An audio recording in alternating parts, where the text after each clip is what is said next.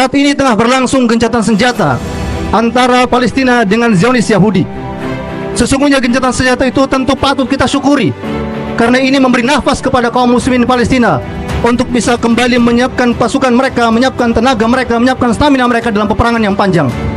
Namun, jika gencatan senjata ini berlaku permanen sebagaimana yang diinginkan oleh Amerika Serikat, yaitu solusi dua negara, yakni adanya Palestina dan Israel hidup berdampingan damai sebagaimana yang mereka wacanakan sejak dulu, maka tentu solusi ini adalah batil, bertentangan dengan Islam. Karena itu artinya kita menyerahkan tanah Palestina kepada mereka kaum bangsa Yahudi laknatullah alaih. Allah Subhanahu wa taala mengharamkan hal itu karena kaum muslimin tidak dibolehkan. Haram hukumnya kaum muslimin dijajah oleh orang-orang kafir. Allah menegaskan dalam surah An-Nisa, "Wa la yaj'alallahu lil-kafirina 'alal mu'minina sabila." Dan Allah sekali-kali tidak akan memberikan jalan kepada orang-orang kafir untuk menguasai, untuk menjajah, untuk mendominasi kaum muslimin. Karena itu Allah Subhanahu wa taala sebaliknya memerintahkan kita, solusi krisis Palestina tidak lain adalah jihad fisabilillah. Kirim tentara ke Palestina, karena akar masalah Palestina adalah penjajahan imperialisme yang dilakukan oleh Israel atas perintah Inggris, Prancis, Amerika Serikat dan negara-negara barat. Amerika Serikat yang selama ini mendanai negara Zionis Yahudi. Tak kurang dari 55 triliun tiap tahun dikirimkan oleh Amerika Serikat untuk mendanai Zionis Yahudi menjajah tanah Palestina. Namun sekarang Amerika Serikat juga mengalami sebuah masalah besar pasca pernyataan Presiden Amerika Serikat Donald Trump tanggal 7 Januari yang lalu. Dia mengancam kalau Hamas tidak membebaskan tawanan perang, aku akan jadikan Palestina seperti neraka. Pada hari yang sama Allah Subhanahu wa taala kirimkan badai dan api yang membakar hutan-hutan Los Angeles, California sampai New York, dan itu menghabiskan puluhan triliun dana Amerika Serikat. Itulah balasan Allah Subhanahu wa taala atas kesombongan Donald Trump, Presiden Amerika Serikat. Dan karena itu pula, maka sudah saatnya kaum muslimin bersatu dan menyerukan kepada para pemimpin muslim, wahai pemimpin muslim, segera kalian bergerak, kirimkan tentara kalian, panggil para jenderal kalian, panggil para panglima terbaik kalian, siapkan pasukan kalian, siapkan militer kalian, sambutlah seruan jihad fisabilillah. Labbaik, labbaik, labbaik ya Allah, labbaik, labbaik, labbaik ya Allah. Allahu akbar. Allah Subhanahu wa taala perintahkan dalam firman-Nya, "Wa qatilu fi sabilillahi alladzi yuqatilunakum." Dan perangilah di jalan Allah orang-orang kafir yang memerangi kalian.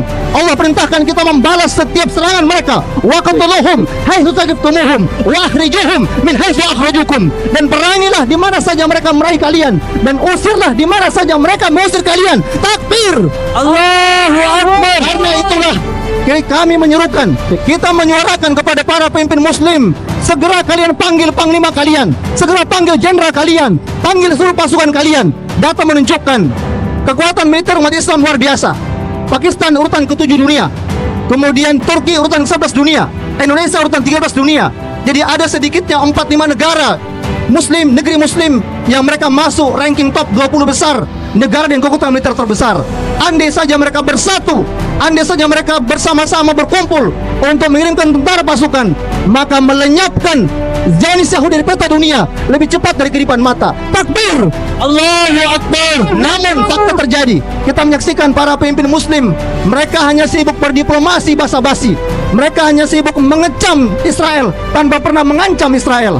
Yang terjadi, mereka hanya sibuk berkonferensi, melobi ke PBB, mengajukan gugatan ke Mahkamah Internasional, yang semuanya itu tidak akan mungkin menyelesaikan krisis Palestina. Mengapa itu terjadi? Karena mereka sesungguhnya adalah para pemimpin boneka yang tunduk di bawah ketiak Amerika Serikat. Inilah persis sebagaimana yang Nabi gambarkan dalam sabdanya. Akan tiba masa, kata Nabi, hampir tiba masanya, kata Nabi, kalian umat Islam seperti makanan di atas meja, diperebutkan dari berbagai arah oleh musuh-musuh kalian. Sahabat bertanya, ya Rasulullah, apakah saat itu jumlah kami sedikit? Kata Nabi, tidak, jumlah kalian banyak, tapi kalian seperti buih-buih di lautan. Kemudian sahabat bertanya, Rasulullah, mengapa bisa seperti itu? Kata Nabi, karena pada hari itu Allah cabut rasa takut musuh kalian kepada kalian. Lalu Allah datangkan kepada kalian al-wahan. Mahwal wahan ya Rasulullah? Apa itu wahan ya Rasulullah? Nabi menjawab, hubbud dunya wa karahatil maut. Cinta dunia dan takut mati. Kiranya penyakit ini yang diidap oleh para pemimpin muslim. Mereka lebih cinta kepada kekuasaan mereka daripada cinta kepada saudara Palestina. Mereka lebih takut kepada Amerika Serikat daripada takut kepada Allah Subhanahu wa taala. Takbir. Allah Tidak layak lagi kita berharap kepada para pemimpin muslim.